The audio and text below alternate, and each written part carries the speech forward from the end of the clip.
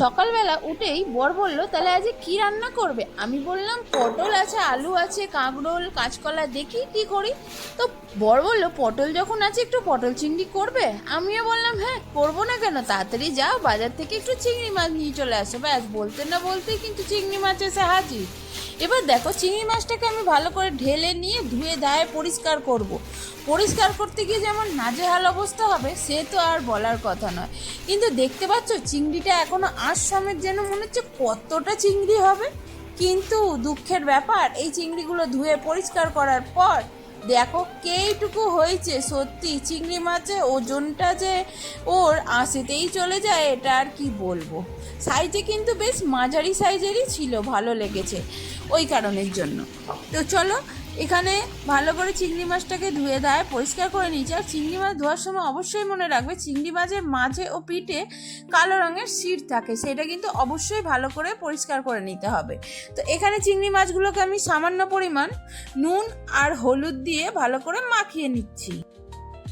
আর তারপরে নিয়ে নিয়েছি পটল, আলু, টমেটো, পেঁয়াজ, আদা, রসুন, এগুলো দিয়ে আজকে আমি করব পটল চিংড়ি। আর পটলগুলো কিন্তু বেশ বড় বড় মাপেরই ছিল, তাই ভেবেইছিলাম যে কিছু একটা করব, কিন্তু যাকগে পটল চিংড়ি হয়ে গেল। তারপর তো দেখো আমি জাদু দেখানোর মতন কাজ করছি, কিন্তু সে আর আমার জাদু হয়নি। যাই হোক, এখানে পটল, আলু আর টমেটোটাকে ভালো করে ধুয়ে দেওয়া পরিষ্কার করে একটু রোদে দিয়ে দিয়েছি, কেন জলটা যদি একটু শুকিয়ে যায় ভাজতে গেলে চারদিকে ছেটকায় না, ওই কারণের জন্য। তো চলো, পেঁয়াজ, আদা, রসুন সব কেটে নিয়ে হয়েছে মিক্সিতে, এবার এটা দেবো একটা নরম পেস্ট করার জন্য। তো জারদ হয়েছে আর বলার কথা নয়। আর এখানে দেখো কড়াই নিয়ে নিয়েছি আর গ্যাসও জ্বালিয়ে দিয়েছি। তাহলে এবার করব, কড়াই হচ্ছে আমি সর্ষের তেল দিয়ে দেবো। রান্নাটা কিন্তু অবশ্যই সর্ষের তেল দিয়ে করবে, তাহলে কিন্তু বেশ ভালো লাগবে খেতে।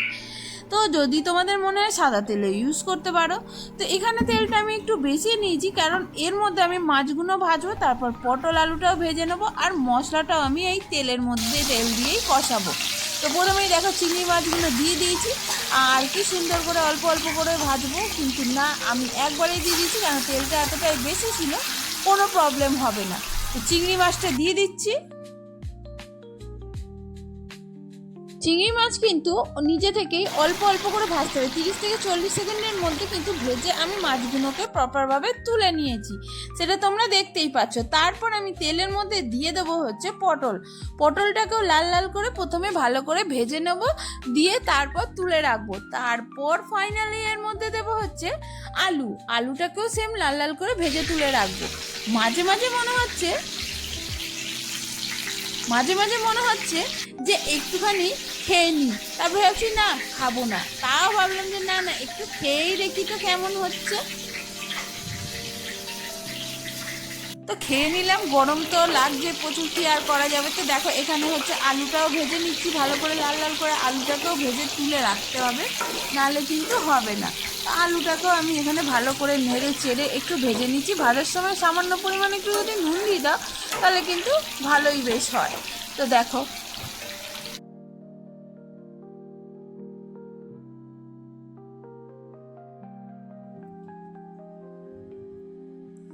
এখানে তাহলে আমার সব কিছু হয়ে গেছে। তারপর দিয়ে দিয়েছি গোটা গরম মশলা তেলের মধ্যে ফোড়নে। আর তারপর দেখো পেস্ট তো একটা করে নিয়েছিলাম মশলার, মিক্সিতে দিয়ে ভালো করে। তো পেস্টটা এবার তেলের মধ্যে দিয়ে দেবো, দিয়ে ভালো করে নাড়াচাড়া করতে হবে, ভালো করে নাড়িয়ে নিতে হবে তেলের মধ্যে, যাতে মশলাটা মিক্স হয়ে যায়। তারপর দিয়ে দেবো হচ্ছে নুন আর হলুদ, এখানে পরিমাণ মতন কিন্তু।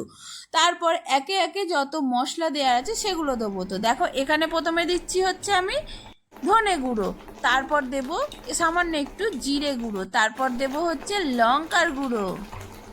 তো চলো একে একে সব মশলা দিয়ে দিলাম, তারপর একটু সামান্য ভাজা মশলা দিয়েছি, আর তারপর দিয়ে দিয়েছি কিন্তু গরম মশলা। অনেকেই কিন্তু গরম মশলাটা লাস্টে অ্যাড করে, কিন্তু আমি এটা দিয়ে দিই, কারণ আমার বর আবার গরম মশলার সেন্ট খাবারে পছন্দ করে না। তারপর দেখো পদ্ম ফুলের মতন একটা টমেটম কেটে নিয়েছি, দিয়ে দিয়েছি টমেটমটাও। তো টমেটোটা দিয়ে ভালো করে এটাকে কষিয়ে নিতে হবে।